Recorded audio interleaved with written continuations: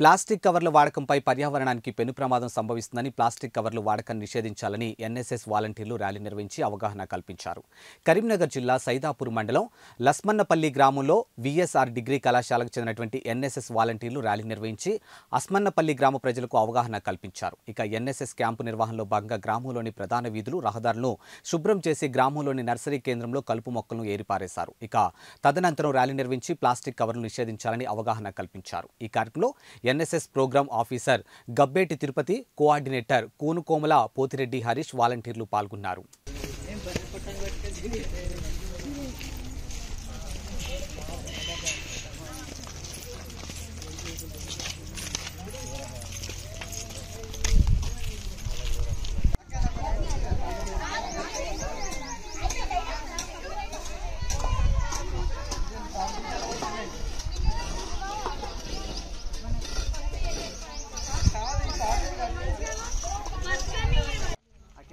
అలడవిల్లి చెట్లు పెడుతున్నారు.